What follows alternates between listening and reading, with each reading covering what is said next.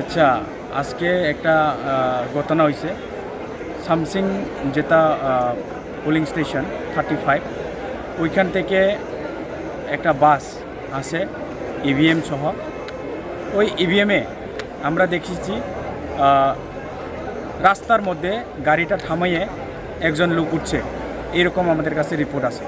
এবং আমাদের লোক তাদের সঙ্গে সঙ্গে আসলো এবং তাদেরকে টিএচআর তারা বলে যাইতে পারতো না এমন বলেছে। তারপরেও তারা এসেছে, আসার পরে এখানে এসে আমাদের যারা লোক আছে তাদেরকে বলেছে।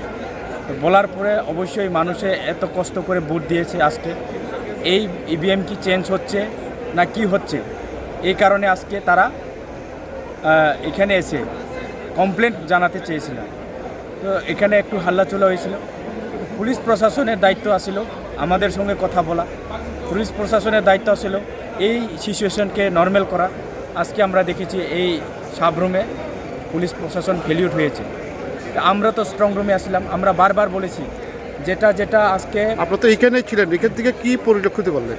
হ্যাঁ, আপনি তো এখানে ছিলেন, কি পরিলক্ষিত করলেন? আমি তো দেখেছি অনেক পুলিশ প্রশাসন আমাদের লোকদেরকে মারধর করেছে এবং মাথা ফাটিয়েছে। এটা তো প্রশাসনের কাজ না। প্রশাসনের ডিউটি কি? প্রশাসনের ডিউটি হচ্ছে প্রথমে তাদেরকে সামল দেওয়ান, সামলাইতে না পারলে আমাদের সঙ্গে কথা বলা। কিন্তু আমাদের সঙ্গে কথা বলছে না, এসডিএমের সঙ্গে কিছু কথা বলেনি।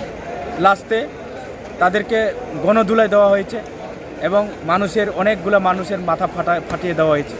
তো এটা খুব নিন্দাজনক বলে মনে করি। তো এইরকম কাজ যেটা করেছে, দেখলাম একজন পুলিশ কর্মী একটা মহিলাকে লাথি দিয়েছে, এই ব্যাপারে কি বলবেন? এটাই তো বলতে চাই, এটা গণতন্ত্র না তাদের শাসন? আমি তো মনে করছি পুলিশের যে ভূমিকা এটা থাকা দরকার মানুষের পাশে এবং মানুষের যে সলিউশন করা দরকার। আজকে আমরা দেখেছি মহিলাদেরকে লাথি মারছে, মহিলাদেরকে মাথা ফাটিয়ে দেওয়া হয়েছে এবং অনেক লোক আজকে ইনজিওর হয়েছে। এটা দায়ী কে নেবে? আমরা এসডিএমের সঙ্গে কথা বলেছি, আমরা জিজ্ঞাসা করলাম এসডিএমকে, আপনার সঙ্গে যোগাযোগ করেছেন কোনো অফিসার পুলিশের? আজকে তাদের সঙ্গে কেউ যোগাযোগ করেনি। এইভাবে মানুষকে মারা, এইভাবে মানুষকে এইভাবে মারার এটা কোনো দিন আমরা মানছি না। এটার অবশ্যই আমরা যারা এইভাবে মেরেছে তাদের আমরা জাস্টিস চাই। এই কারণে আজকে আমি বলতে চাই আপনাদের সোশ্যাল মিডিয়ার মাধ্যমে, পুলিশ প্রশাসনের এটা ফেলিওর। আজকে তারা এই জায়গার মধ্যে অনেক পুলিশ ফোর্স আছে, তারা এটা সামালতে পারতো কিন্তু সামলায়নি। আমাদের মানুষদেরকে বিভিন্নভাবে হ্যারাসমেন্ট করেছে।